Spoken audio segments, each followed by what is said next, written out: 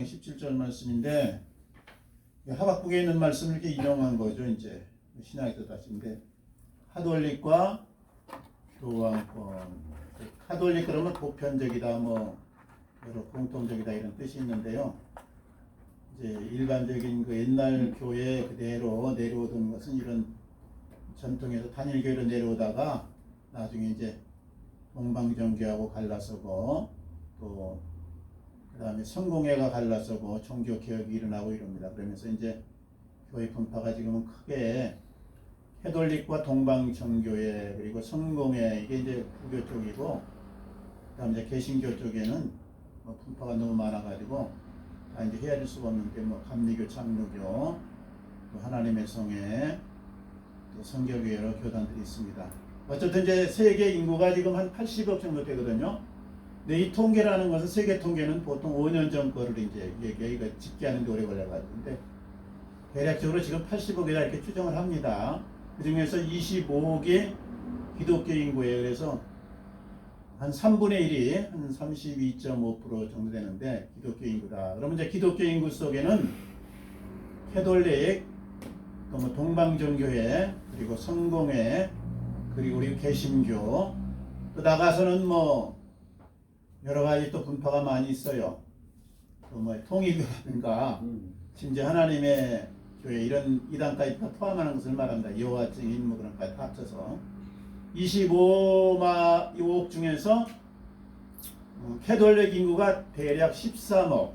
굉장히 많은 거죠. 기독교 인구의 이제 한 60% 가까이를 차지하는 건데 이제 개신교 인구는 한 7억 정도에서 이제 8억 우리 개신교 쪽은 캐톨릭의 영향력이 그만큼 크기 때문에 교황이 한번 이렇게 어디 거동을 하면 메스컨들이 집중을 하고 또 교황은 여러 가지 경제나 또 정치 여러 가지 세계 평화에 대해서 관여를 많이 합니다.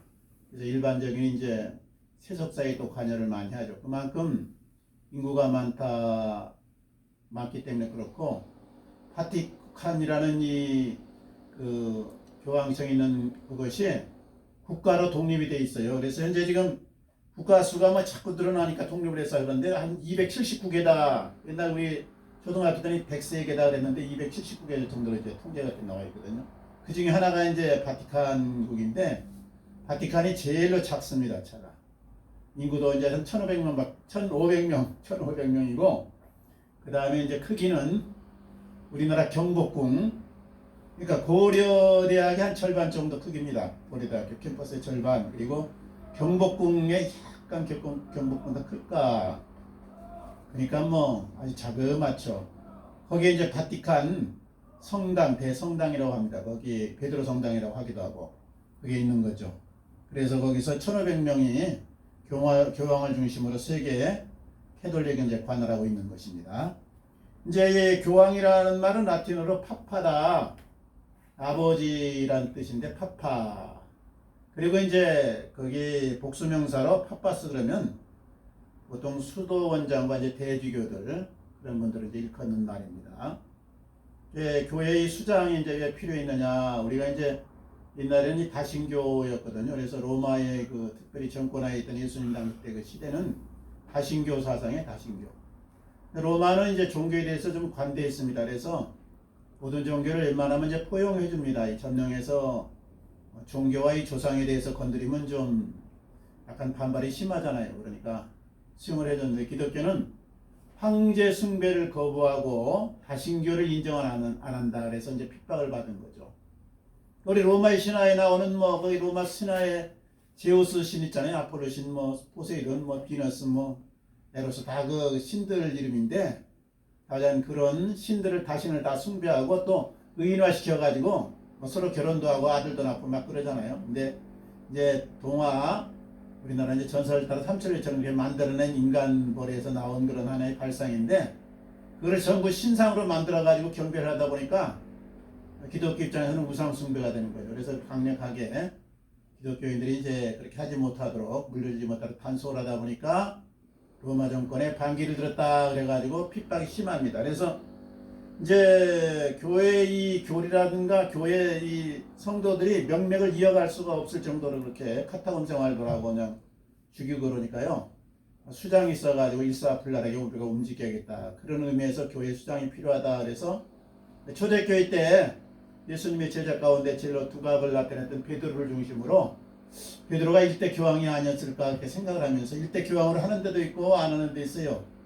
이렇게 인정을 하는 데도 있는데 어쨌든 로마가 그 당시에 가장 큰 도시였으니까 로마 교구의 교구장을 교황으로 그렇게 교황이라는 말은 뭐예요? 교회의 황제다 이런 뜻이잖아요. 교회 최고의 어른이다 이런 뜻이에요. 최고의 아버지다 이런 뜻이에요. 그러니까 교황으로 해가지고 단합하자 그래서 교황이 이제 이렇게 대두된 것입니다. 배경은 언제나 이제 이렇게 출발은 순수한 마음에서 좋은 마음에서 나온 것이죠. 그러다가 이제 교회가 세력을 얻게 된 것이 뭐 로마 10대 박해를 또 거쳐가지고 엄청난 어려움을 겪었는데 313년에 콘스탄티누스 황제가 기독교를 공인합니다. 콘스탄티누스는 이제 기독교를 공인할 때 기독교를 꼭 믿으라 그런 건 아니고 로마에 여러 종교가 있는데 그 중에 하나로 이제 인정을 해서 핍박은 가하지 말자. 그렇게 누구로 틀어놓은 겁니다. 그리고 실제로 콘스탄티누스는 다른 종교의 수장이기도 하고 또 로마 이 신의 또 수장이기도 하고 기독교의 수장이기도 해요. 그러니까 콘스탄티누스가 진정한 거듭난 그리스도인이냐 아니냐는 알 수가 없지만 말년에 가서 이제 세례를 받았다 이렇게 나와 있습니다. 죽기 전에. 그리고 이제 380년에 기독교가 공인되고 실체적인 거는 392년이에요. 392년에 데오도시우스에서. 데오도시우스가 이제 기독교인이었는데 이제 법령으로는 380년부터 우리 이제 나라의 종교를 이제 국교화를 기독교하자 그랬는데 그거는 이제 황제니까 궁에서 정도 통한 거고 민간인들이 쉽게 뭐 아폴로, 지우스 스님 뭐 섬기던 걸 이렇게 버리질 않습니다. 잘못하면 반란이 나니까 단속을 안 했죠. 그러다가 완전한 법령으로 392년에 와서 기독교가 로마의 종교다 이렇게 이제 선포를 한 것입니다. 그래서 황제가 이렇게 인정하다 보니까요, 뭐 이렇게 관료 같은 거 가는데 좀 혜택도 주어지고, 자 이제 헌금이 많이 거치죠. 교회도 헌금을 많이 하면 인정을 많이 받아요. 요즘도 뭐 우리 교회에서 임직원 하시려면 특별히 이제 장로님이나 뭐 안수 집사님, 권사님 하려면 그래도 집회에 참여를 잘 하고 헌금을 잘 내야 되고 목사님 말을 잘 따라야 되는데 이거는 이제 엄밀한 의미에서는 종교행위입니다. 종교행위. 그러니까 종교행위가 나쁜 건 아니죠. 종교의 의식이고 이 테두리고 이제 절차니까. 그런데 구원하고는 아무 관계가 없는 거죠. 그리고 축복하고는 아무 관계가 없는 거예요. 그냥 목사님들이 이제 편하게 헌금 많이 내고 집회에 잘 참석하고 말 잘 들으면 목회하기가 좋으니까 이제 그렇게 여러 가지로 만들어 놓은 겁니다. 그러니까 인간이 만들어 놓은 이 테두리가 있고요. 하나님이 직접 명하신 이 법이 있는데 신약에 와서는 뭐 이런 구약적인 것을 많이 강조 안 합니다. 사도 바울이 몰라서 그랬을 리가 없는데 바울 서신이나 일반 이 서신서에서는 헌금에 대한 강조를 지나치게 안 하고 구제에 대한 걸 좀 강조를 많이 하죠. 그래서 우리가 늘 신약은 영적인 의미가 있고 구약은 이제 실제적인 육적인 고용인데 헌금을 하면 축복받는다 이건 이제 구약 사상이고 신약에는 이제 그런 사상은 없고 복음과 함께 고난받아 이런 말씀이 오히려 많죠. 그리고 어려운 자를 돌아봄으로 내가 이제 여러 가지 자선을 하라 이런 말씀이 많이 나오죠. 어쨌든 교회 헌금이 모이고 황제가 교회를 인정하다 보니까 교회가 힘이 있어지는 거예요. 힘이 있어져. 힘이 있었다는 건 참 좋은 거지만 반대로 말하면 인간이 이 죄성을 가지고 있어 언제나 타락할 수 있는 것인데 이게 이제 반대로 말하면 순수함을 잃어버리는 이제 계기가 됩니다. 그래서 이제 기독교 신자가 많아지고 그 수장인 교황이 한마디 하면 곧 백성들의 이제 마음을 사로잡고 그러니까 황제도 이제 자연히 교황의 이제 눈치를 보게 되는 것이죠.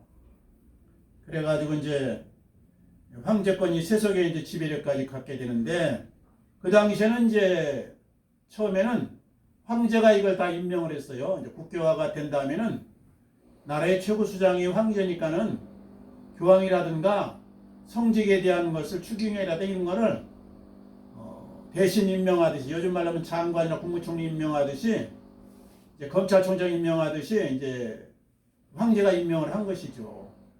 그런데 이 서로마 제국이 476년에 이제 멸망을 합니다. 게르만족에 의해서. 그때는 게르만족을 야만족이라고 그랬는데 이제 독일 국민의 그 주 성문이 게르만족이잖아요. 그러니까 이제 뭐 자기들이 이제 우월하다고 지금 그럽니다만 옛날에 이제 야만족에서 어쨌든 이제 세력을 못 얻으면 야만족 취급을 받고 세력을 얻으면 이제 주류 취급을 받는 거죠. 그러다 보니까 이제 동로마의 이제 교황 스테파노가 이제 위협을 느꼈습니다. 소로마가 망했으니까 동로마는 콘스탄티노플 쪽에 있었고 소로마는 이탈리 로마에 있었거든요. 이게 그러니까 쭉 본거지가. 그러니까 소로마가 망했으니까 동로마도 이게 갔다가면 이제 군사력에서 점령당할 수 있으니까 위협을 느낀 거죠.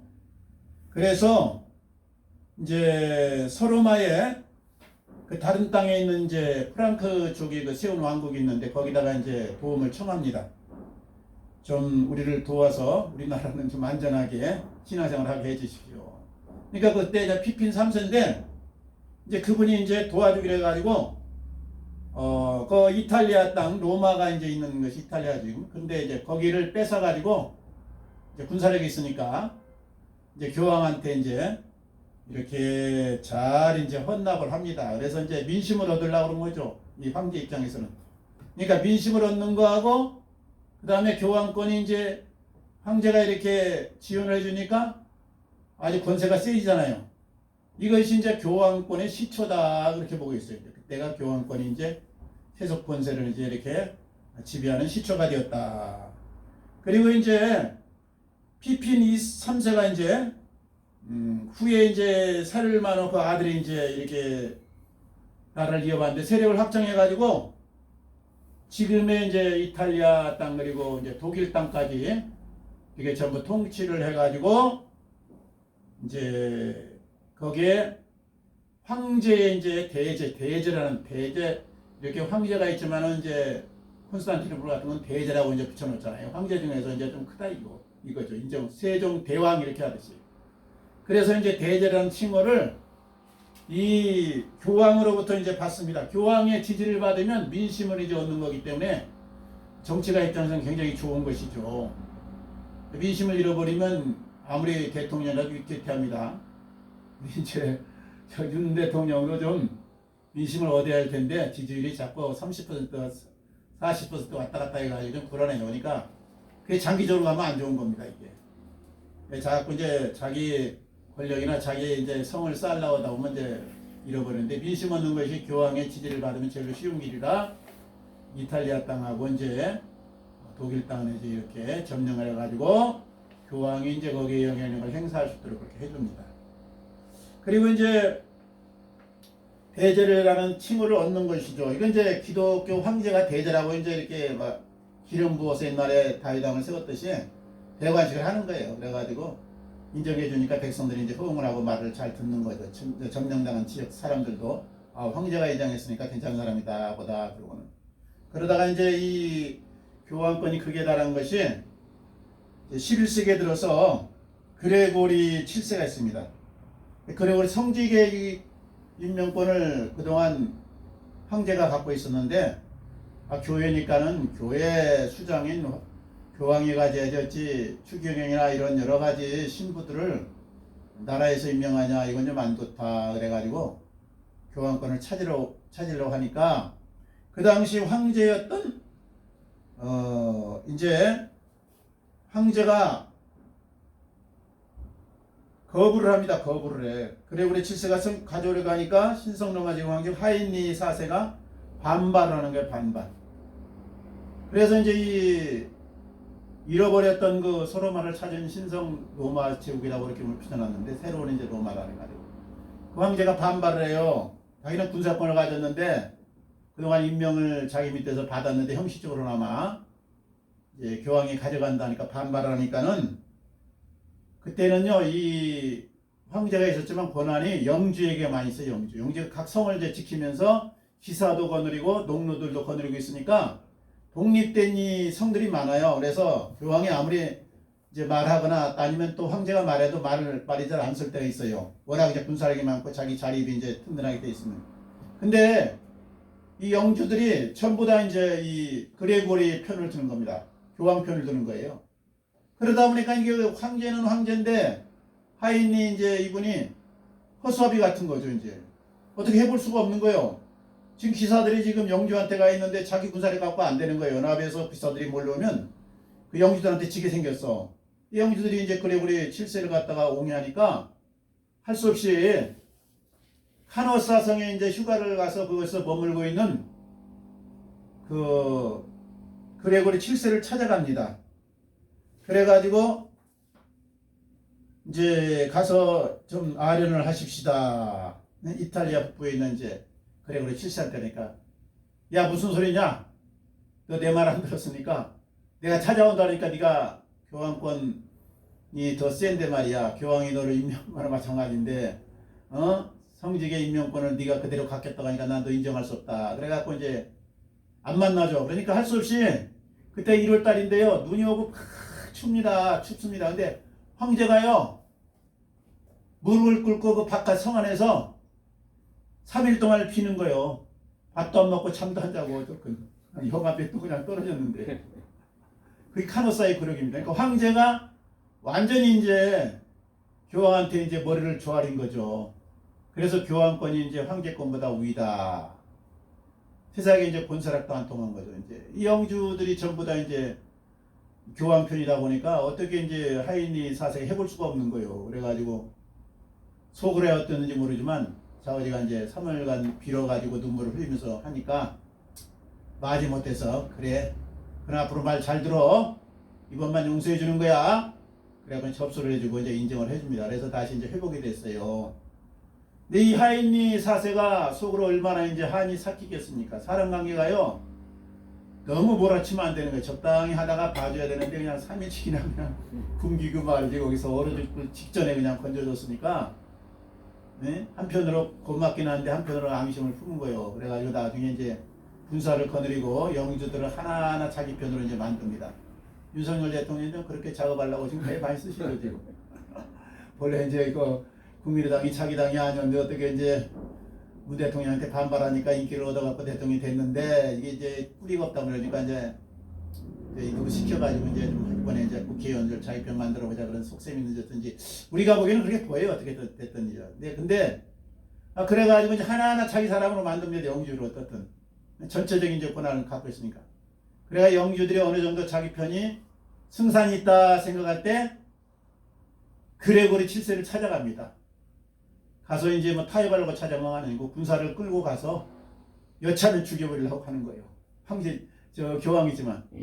근데 이제 이목이 있으니까 교황 죽여봤자 뭐 남는 것도 없고 그래가지고 그냥 폐위만 시키자. 황제에서 교황에서 내려와라. 할 수 있습니까? 지금 당장 죽게 생겼는데 알았습니다. 내려와요. 이제. 그래가지고 다른 황제를 세우는 거죠. 그래서 이제 그때 교황 클리멘스 이제 3세를 이제 앉히고는 이제 성직자의 임명권은 자기가 계속 이제 행사를 합니다. 그래야 이제 자기 사람을 심을 수가 있으니까. 그래가지고는 이것이 이제 한참 이렇게 옥신각신하다가요. 그 후에 이제 이 하인이 4세도 죽고, 그 다음에 이제 그레고리 7세도 죽고, 그 다음에 이제 5세하고, 그 다음 황제 이제 교황이었던 칼릭스 투스 2세가 이제 만나가지고 이제 합의를 봅니다. 그러면 성직자는 이제 교회에 그 일하는 사람이니까 교황이 가지고 성직자들이 내주는 토지는 그 세금이나 모든 관할은 국왕이 이제 마음대로 하도록 하자. 그래서 절충안을 이제 가지는 거죠. 그래서 이제 보름수 협약을 맺어요. 그래가지고 이 중세권에서 교황권하고 황제권이 많이 부딪히기도 하고 그러는데 어떻든 이제 적당히 타협을 했습니다. 근데 교황이 막대한 권한을 가진 거죠. 이게 세속 권한을. 그래서 이제 교황이 여러 가지 그 큰 사람들의 이제 아버지로 추앙을 받다 보니까요. 교황 말 한마디에 이제 다 움직입니다. 그러다 보니까 뭐예요? 타락이라는 게 오는 거예요. 타락입니다. 사람에게 절대 권력을 가지면 안 되는 거예요. 항상 현재 세력이 있어야 되는 거죠. 이게. 이제 결국은 이제 황제권의 이제 교황권의 변화가 오는 거는 가장 큰 변화가 십자군 전쟁이에요. 십자군 전쟁. 이제 저쪽 터키 쪽을 말이죠. 터키 쪽이 지금 초대교회에 있던데 7교회가 다 거기 있던 거거든요. 교황이 결혼한 교회 거기들. 그 전부 이제 사우디아라비아, 이라크, 이란 다 기독교인이에요. 거기다 초창기에 바울이 복음을 다 뿌리고 다녀가지고요. 아프리카까지요. 전부 기독교가 됐었어요. 그런데 교황이 이게 정치를 잘해야 되는데 교황이 이제 신앙 그걸 잘못한 거지 쉽게 말하면. 그래가지고 이제 세속적 정치하고 이제 충돌도 하고 여러 가지 그런 과정에서 이제 성지가 수탈을 또 많이 해서 교황이 이제 쉽게 말하면 교황이 수탈을 한 건 아니지만은 그 밑에 영주들과 연합하고 추기경들 신부들과 연합해 가지고 기득권 세력이 권세와 물자를 많이 가졌어요. 그러니까 농노들이 전부 다 이제 현지 주민들인데요. 그 영주들 그러니까 이제 그 토지 영주가 전부 뭐냐면 기독교인들이에요 이제. 근데 이런 걸 세금을 너무 많이 매기는 거예요. 수탈을 너무 매가는 거예요. 10개가 넘으면 이제 너희가 한 7개는 쓰고 너희들 쓰니까 내가 한 3개만 갖자 이랬는데 막 절반 이상 가져가 버리는 거예요. 그러니까 이게 먹고 살 게 없는 겁니다. 그래서 불만들이 많은데 그때 이제 일어난 것이 이제 이슬람이 일어나죠. 이슬람이. 마호메트가 일어나죠. 그래서 그쪽에 이제 터키 오스만 제국이 일어나가지고 그 터키로부터 아프리카로부터 중동, 이란, 이라크 전부 다 이제 휩쓸고 다니면서 너 우리 편 될래? 저쪽에 로마의 교황 편 될래? 아 이렇게 나오는데 이런 거 교황 아래에 있는 사람들이 착취를 너무 많이 하거든. 그러니까 이번 기회에 우리 독립합시다. 그래갖고 이제 현지 주민들이 전부 다 이제 오스만 제국에 붙어버린 거예요 이제.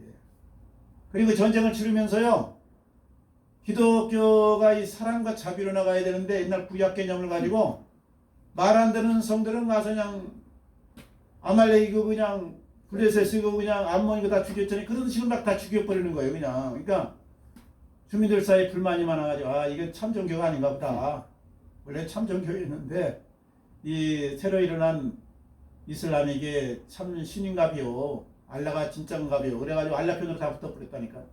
그래가지고 1000년에서 이 종교 전쟁 나기 전까지 완전히 오스만 제국이 점령해버렸습니다. 그래서 지금 사우디, 이라크, 이란 다 기독교인인데 원래는 거기 지금 이슬람화 돼버렸잖아요. 이게 안타까운 거예요. 그래가지고는 이제 종교 전쟁을 지금 성지를 순례를 못하게 하는 게 이슬람까지, 이스라엘까지 이제 전부 다 그 저기 초대교회 있는 곳이 전부 다 이제 성지인데 그거를 전부 다 오스만이 점령해 버리니까 기독교인들이 이쪽 서부 사람들이 가려고 하니까 못 가게 하는 거예요 이게. 그래서 이제 교황이 십자군이라는 걸 이렇게 합니다. 하나님의 군대에 가면 승리한다. 그러니까 뭐 최고의 달했죠. 그 당시에 이제 민중의 이제 지도자니까. 그래갖고 이제 1차 이제 십자군 전쟁에서 승리했어요. 13차례인가 갔는데 나머지 12번 다 패한 거예요 완전히. 그래서 완전히 뺏긴 겁니다 지금. 그래서 전부 다 이슬람화 됐는데 결과적으로 교황권이 타락해가지고 사랑과 복음으로 나가야 되는데 칼과 총으로 나가가지고 완전히 이제 영적인 그리고 국토적인 그리고 성지 이런 모든 것이 이슬람화 돼버린 거예요. 이게 안타까워요. 1000년대 이 교황권의 타락으로 십자군 전쟁의 결과로 이렇게 된 것이죠. 예, 십자군 전쟁은 한 361년에 걸쳐서 이렇게 치렀는데요. 엄청나게 많은 사람이 죽고 이제 뭐야말로 개망신을 당했습니다. 이제 교황권이 한마디로. 그러면서 교황권이 법궤를 가지고 나가면 하나님의 군대인데 이겨야 되는데 아니잖아 이게 이제. 1, 2장 때 나가서 법궤가 완전 빼앗버리고 안 되잖아. 이게 십자군 나갔는데 안 되는 거예요. 깨지는 거야. 이게 교황이 절대 권력이 아니고 하나님의 대리자가 아니구나. 이게 헛소리도 가끔 하는구나. 이걸 그때 이제 깨달은 거예요 사람들이. 그래가지고 이제 교황권이 이제 추락을 하고 힘을 잃게 됩니다. 그리고 이제 결정적인 거는 베드로 성당을 이제 이렇게 건립하는데 1506년에 이제 성당을 건립해가지고 1626년에 그러니까 성당을 120년간을 건립해요. 이제 구약의 성전 개념을 가지고 이제 대성당을 만드는 건데 거기 이제 미켈란젤로가 이제 브라만테가 이제 처음에 시작을 했지만 미켈란젤로가 이제 그리고 마테르가 이제 계속해서 이어오면서 120년 동안 건축했으니까 그걸 완성을 시키는데 돈이 어마어마하게 들어가는 거예요.